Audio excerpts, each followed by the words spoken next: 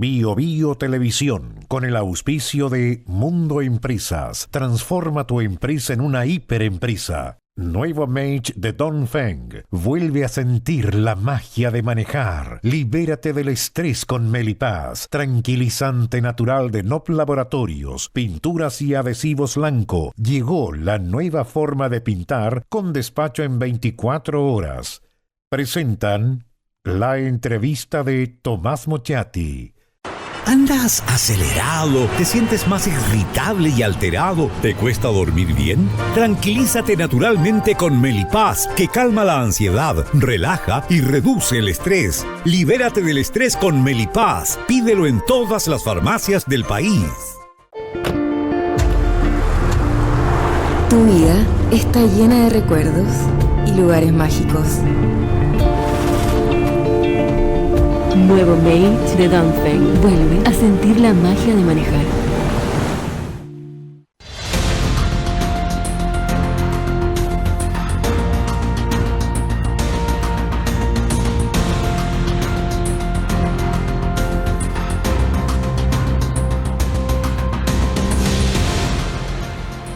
Vamos a hablar del Ministerio Público, los fiscales, de su preparación, del principio de objetividad, de si tienen éxito o no, de su imagen, de las filtraciones de que se acusan los fiscales, del fiscal nacional, de este y de los pasados. Vamos a hablar de un montón de cosas. Francisco Bravo es abogado de la Universidad de Chile, presidente de la Asociación de Fiscales. Gracias por estar con nosotros. No, gracias a usted, Tomás, por la invitación. ¿A qué es atribuible la mala imagen pública que tiene el Ministerio Público, los fiscales? En general, en las encuestas están por allá abajo. Entonces, no los quieren. ¿Por qué no los quieren?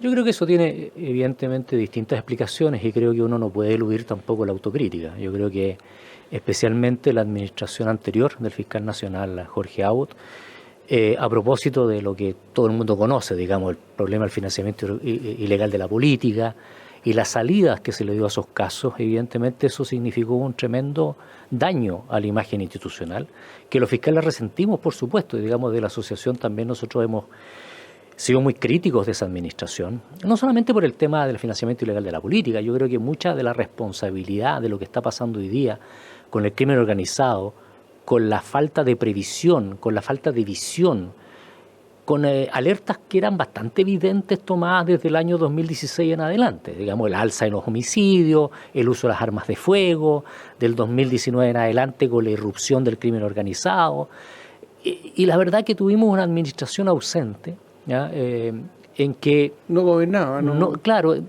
7 años, porque no fueron 8, 7 años, en que no hubo nada que significara un avance del punto de vista de las capacidades operativas, investigativas del Ministerio Público. Yo creo que ahí hay una buena explicación y una gran explicación de esta baja que nosotros tenemos en la aprobación ciudadana. Y, por cierto, nosotros como asociación hemos hecho un esfuerzo por mejorar esa imagen, haciendo una autocrítica. Nosotros hicimos un proceso en el 2021, un proceso interno a propósito de la Convención Constitucional, en la cual nos preguntamos varias cosas: el tema de la autonomía, el tema de la protección de la víctima, el tema de la eficacia de la persecución penal. Hicimos una cosa bien interesante internamente. Hicimos varias propuestas. Bueno, ahí están las propuestas, hay modificaciones en el sistema de nombramiento, del fiscal nacional, de los fiscales regionales, etc. ¿Pero ha cambiado algo? No, yo creo que no. Yo creo que todo igual. Pero ¿sabe, Tomás? Yo creo que hay avances en el tema. Por ejemplo, yo creo que ha sido una buena propuesta y un buen proyecto del fiscal nacional de los equipos ECO, de crimen organizado y homicidio. Esta presencia de los fiscales en los sitios del suceso cada vez que hay un delito de homicidio, secuestro o vinculado al crimen organizado. Yo creo que eso tiene también un correlato. Hay más formalizaciones, hay más prisiones preventivas en ese contexto. Mañana viene el informe de homicidios, o ahora viene el informe de homicidios luego, del 2024. Hay afortunadamente una pequeña baja, aparentemente. Bueno, yo creo que ha habido un avance en ese sentido. Hay otros problemas que naturalmente probablemente van a pasar hartos años en poder... Una vez, hace un tiempo, porque la gente reclama, entonces mirando, la gente dice, denuncié, no me llamaron nunca. ¿De qué sirve denunciar? No me llamaron nunca. Entonces, mirando cómo, porque ustedes se fijan metas de cumplimiento, entonces contactar al denunciante. Me acuerdo que si contactaban el 50% por ahí, cumplían la meta. Yo dije, pero ¿cómo? ¿Al 50%? Algo está mal en las metas.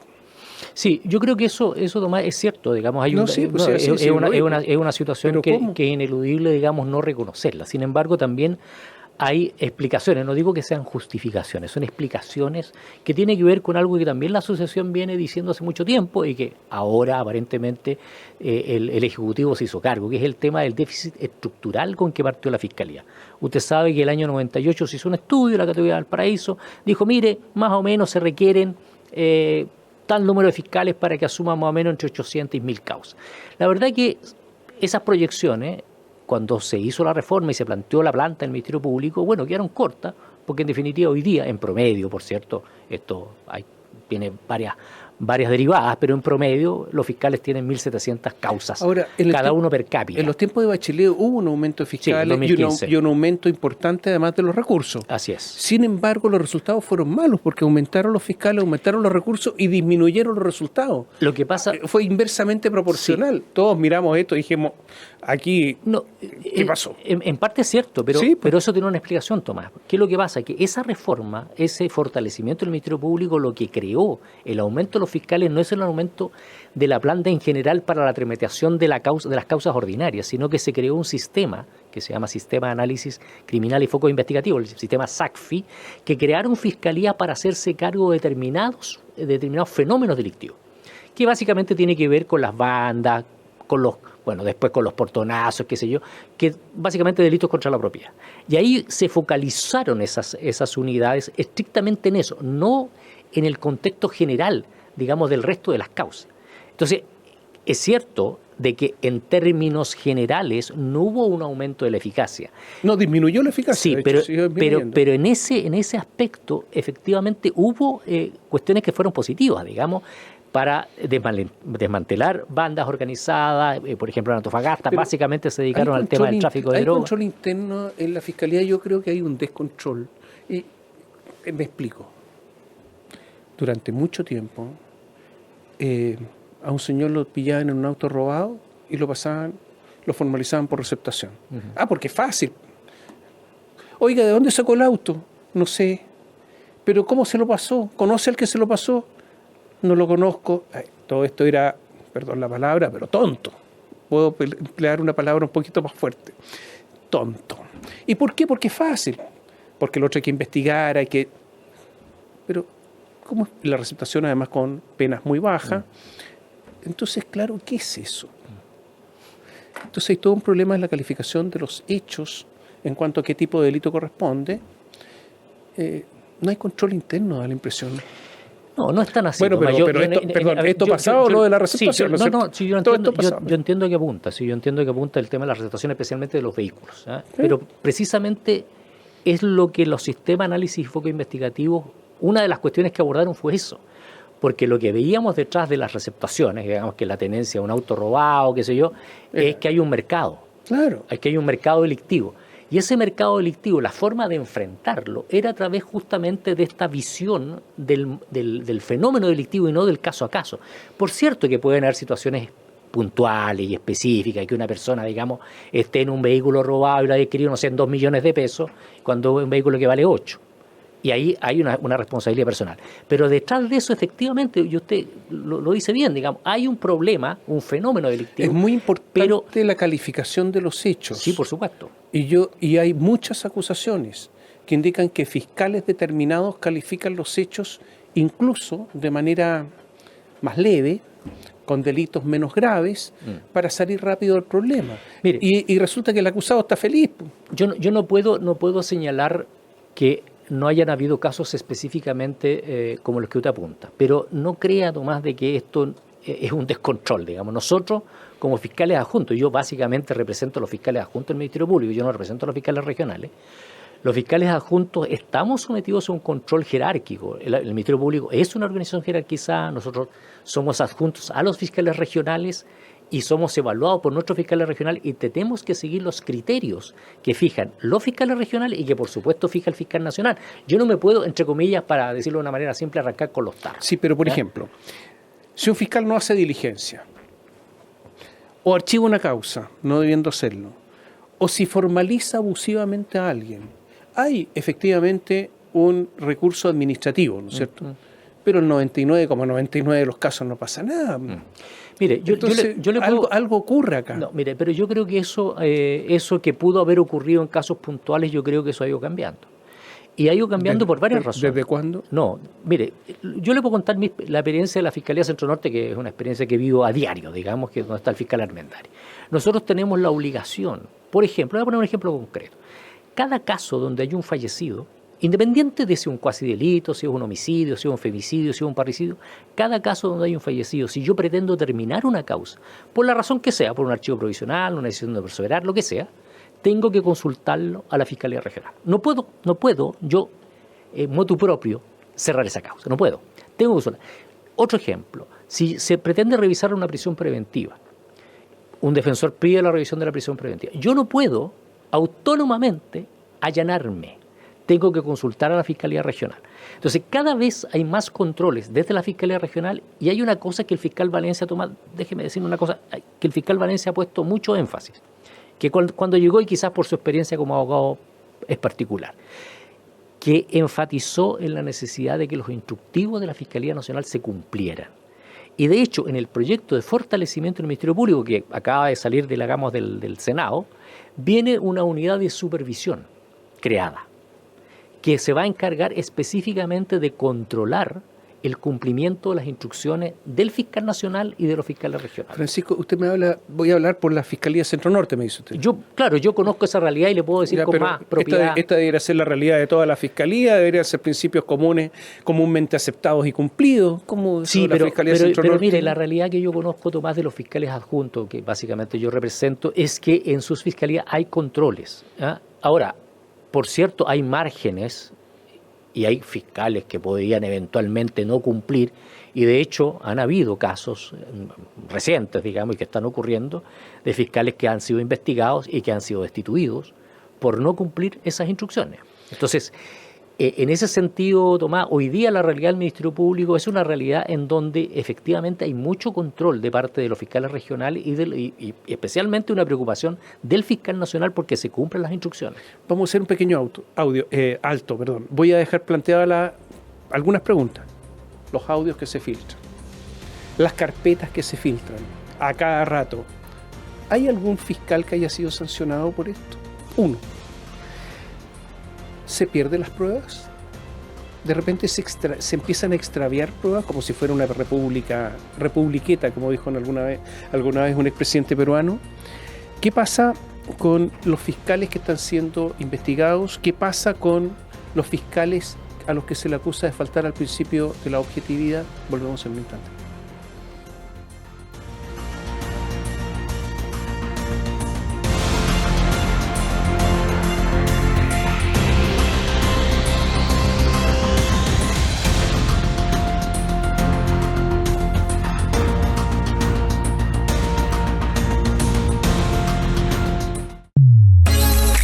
De lunes a viernes pasada las 10, continúa tu mañana con el Expreso BioBio.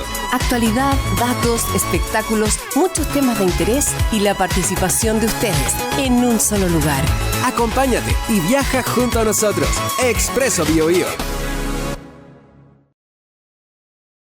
¿Andas acelerado? ¿Te sientes más irritable y alterado? ¿Te cuesta dormir bien? Tranquilízate naturalmente con Melipaz, que calma la ansiedad, relaja y reduce el estrés. Libérate del estrés con Melipaz. Pídelo en todas las farmacias del país.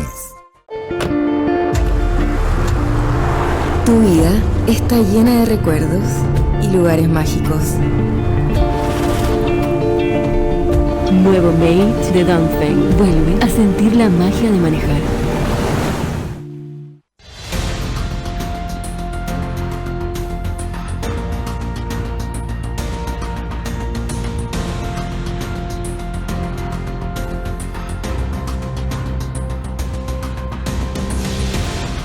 Conversamos con Francisco Bravo, presidente de la Asociación Nacional de Fiscales. A ver, algunas preguntas rápidas.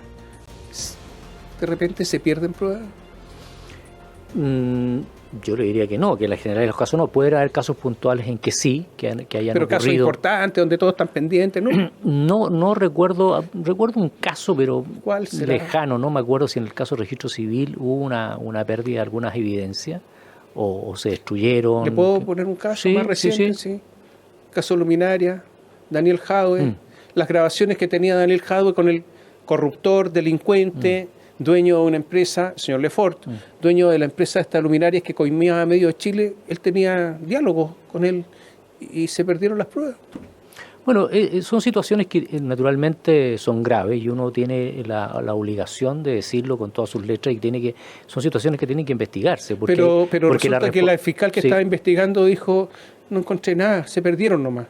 ¿Pero cómo es eso? No. Ahí tiene que naturalmente generarse todas las instancias propias de cualquier situación irregular que tiene que ver primero con una investigación de carácter administrativo y evidentemente una investigación de carácter penal. ¿Ha habido un fiscal, en todos estos años de filtraciones, que haya sido condenado por filtraciones? No lo recuerdo. ¿Y por qué? No lo recuerdo, Tomás. Esto yo lo he abordado varias oportunidades porque se me ha preguntado recurrentemente. Yo creo que, mire, el tema de las filtraciones ocurren habitualmente, o la mayoría de los casos, cuando las copias de los antecedentes están en más de un interviniente. Pero es decir, hay casos de causas reservadas en que ha habido filtraciones. Bueno, eso es grave. Pero si los ha habido, y ahí no hay abogados intervinientes. Es grave y desde la asociación lo hemos dicho con todas sus letras. Son situaciones que nosotros rechazamos categóricamente y que tienen que investigarse. ¿Y por qué el Ministerio Público no es capaz de investigarse a sí mismo?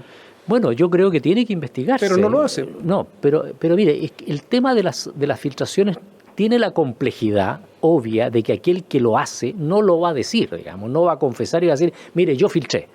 Si se trata de alguien del Ministerio Público, la situación es gravísima porque además se comete delito. Y por eso nosotros hemos dicho que esto tiene que llegar hasta las últimas consecuencias, sea quien sea la persona que filtra. Pero a propósito de una de las investigaciones recientes se descubrió que Pedro, Juan y Diego, un montón de fiscales podían tener acceso a una carpeta investigativa que estaba bajo reserva, ¿no es cierto? Así es.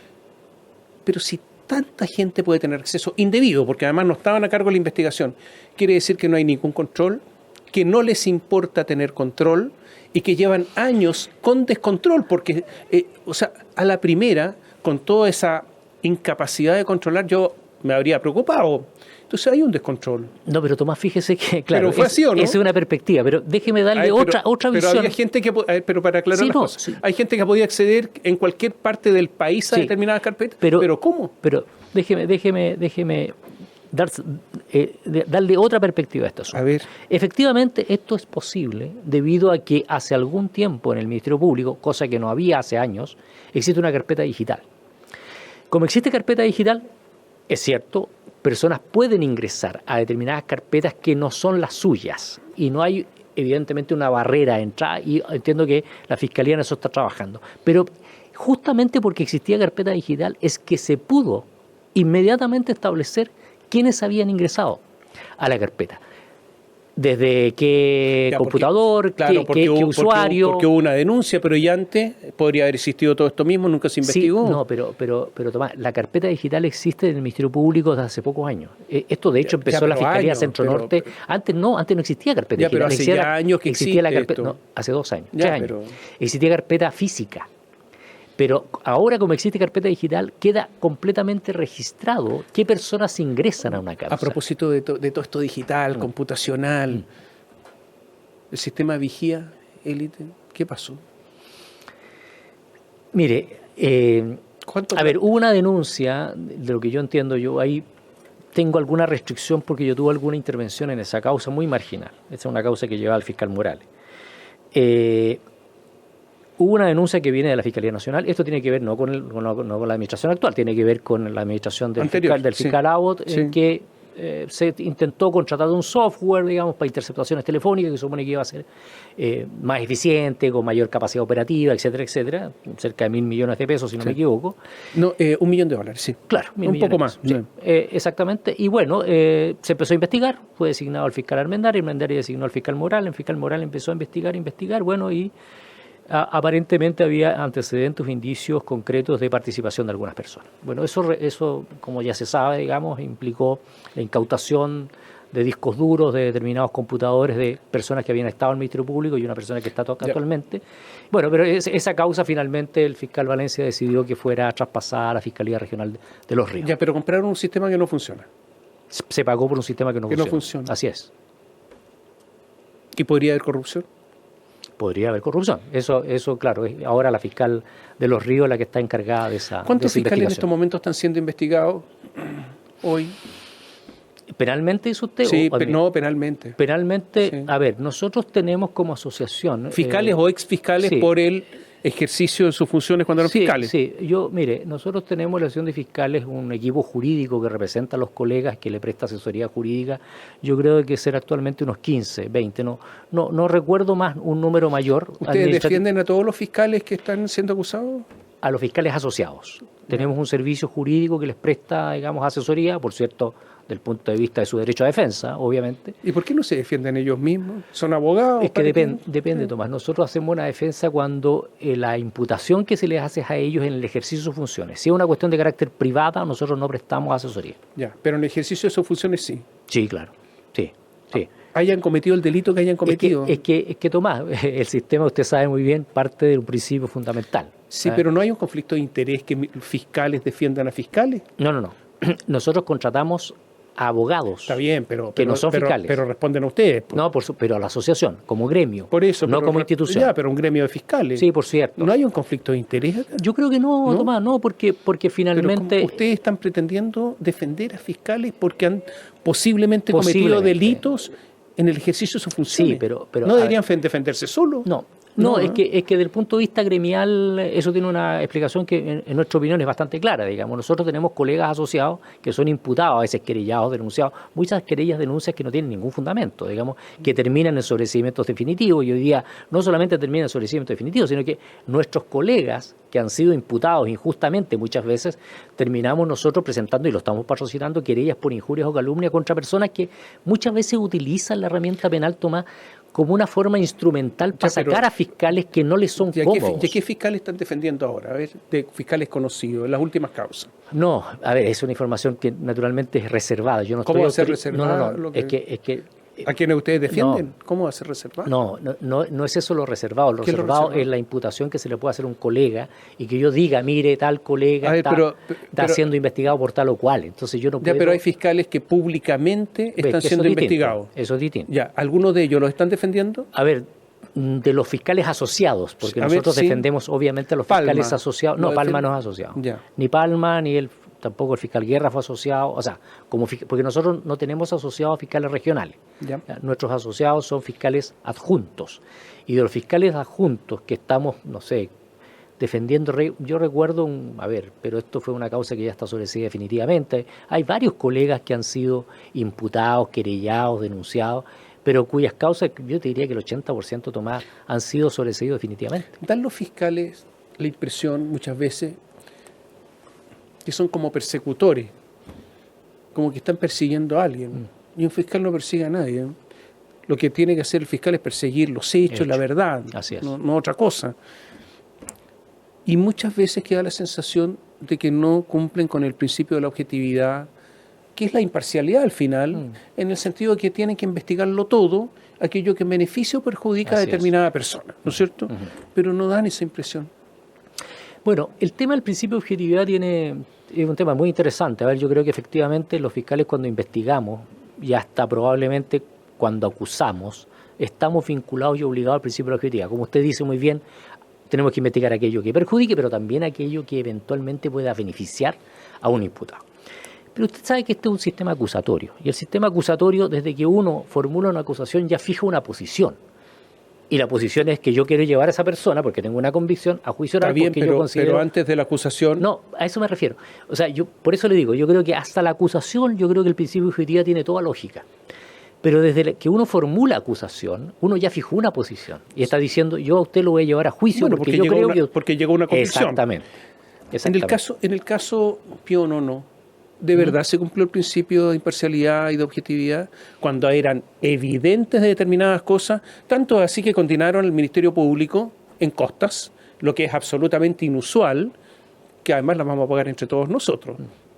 Mire, yo creo que en el caso Pío Nono, yo creo que siempre hubo interpretaciones respecto del caso. Distintas interpretaciones. Sí, pero los condenaron en costa. Sí, no, pero sí, sin duda, digamos, y eso es un dato de la causa, Sí, es innegable. Sin embargo, yo creo que siempre este es un tema que fue discutible, que estaba en el límite y que uno era muy opinable. Y de hecho, la imputación que hizo el Ministerio Público, esto usted lo sabe como persona que ha estudiado Derecho, la imputación del Ministerio Público no era título de dolo directo, era título de dolo eventual. Que usted sabe que es un límite entre la culpa, o sea, la negligencia, ¿cierto?, y la intención, por así decirlo. Entonces, era un tema que era discutible, sin duda, pero yo conozco a Jimena Chong, conozco a los fiscales de ese caso, no solamente Jimena, y yo tengo la mejor impresión de ellos. Yo creo que ellos actuaron convencidos de que efectivamente esa era la imputación correcta. Le hago preguntas rápidas ahora porque se nos va el tiempo.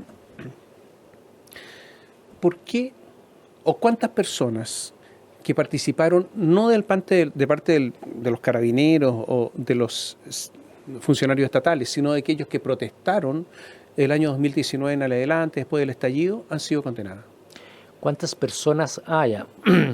Bueno, no tengo el dato... Fácil, sí, porque prácticamente no fue condenado a nadie en los casos de los atentados al metro. Mire, muy buenísima pregunta, la verdad que y me llega de cerca porque con José Morales obtuvimos la condena del Metro San Pablo. Una persona, pero una persona. Sí, está bien, pero y hay un par de casos más, pero efectivamente es cierto, o sea, pero también es cierto que el contexto de lo que estaba viviendo el país en octubre del año 2019 era un contexto completamente normal. Pero nunca se pudo investigar, nunca se pudo llegar, nunca...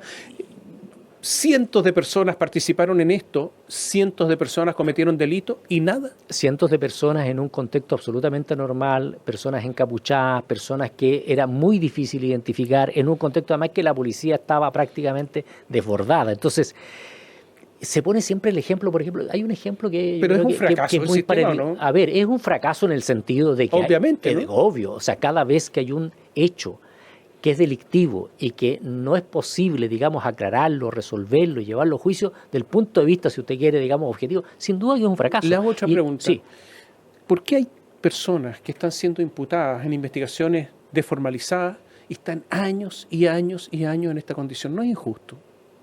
Es injusto, por cierto, para esas personas. Ahora, yo no puedo decir que sea una mayoría. Hay casos que sí, por supuesto. ¿Por qué hay juicios que se demoran tanto? El de Meo, Marco Enrique Ominami, desde 2015. El de Longueira, estoy hablando de dos personas que piensan distinto, así que no es un tema político. 2016. Pero si estamos en 2025. Sí. Bueno, usted sabe que el caso Sokimich es un caso que no es fácil, que tiene una complejidad investigativa. Ya, pero en estos casos... Importante, pero además, Tomás, y esto tiene que ver no solamente con algo que yo hablaba, del déficit estructural de la Fiscalía en términos de dotación, sino que también el tema de las policías. Yo le voy a poner un ejemplo concreto más allá de ese caso.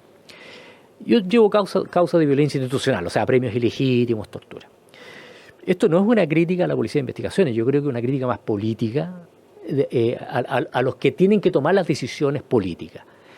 La Brigada de Derechos Humanos, que investiga estos casos, se demora en una orden de investigar por lo menos un año. Un año.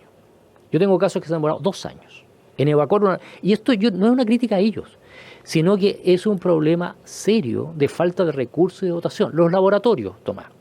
Una pericia balística, hoy día de la Bocar o la CRIM, se demora 8 meses. Una pericia que no tiene mayor complejidad. Estoy hablando de la pericia del funcionamiento del arma, que es disparar el arma y probar si dispara o no. 8 meses. Los plazos de investigación son 120 días. Es decir, tenemos un problema grave, estructural, que también fue agudizado por la pandemia, porque en la pandemia hubo 2 años que muchos casos se retrasaron, muchos juicios se postergaron, y efectivamente hay juicios en que son de años 5, 6, 7, 8 años, como el ejemplo que usted coloca, que evidentemente ha tenido un retraso enorme. Estoy abogado porque se nos fue el tiempo, no puedo seguir haciendo preguntas, tenía un montón de preguntas más, principalmente qué pasa con los menores de edad que están cometiendo delitos graves, robo con homicidio, en que si tienen entre 13 y 15 años van a salir siempre libres, no van a cumplir ni un día en la cárcel, ni siquiera en régimen semicerrado porque, en fin, por las penas que hay. Pero ya, quedó pendiente, no puedo seguir preguntando porque se nos fue el tiempo. Gracias por estar con nosotros. No, gracias a usted, Tomás, muchas gracias. Y a ustedes, muchas gracias por seguirnos. Sí, la ley RPA, eso... Exactamente. ese es otro tema. Es un temazo. Un temazo.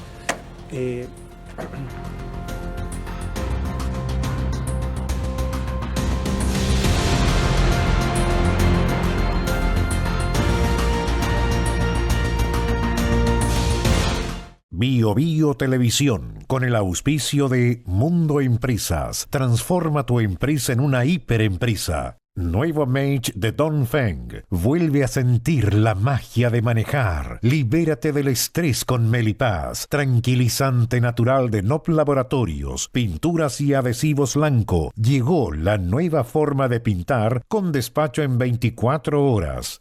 Presentaron la entrevista de Tomás Mochiati.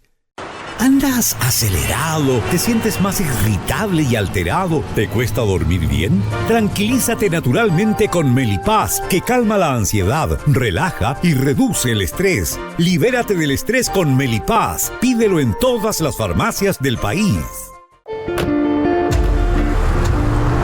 Tu vida está llena de recuerdos y lugares mágicos. Nuevo Mate de Dongfeng. Vuelve a sentir la magia de manejar.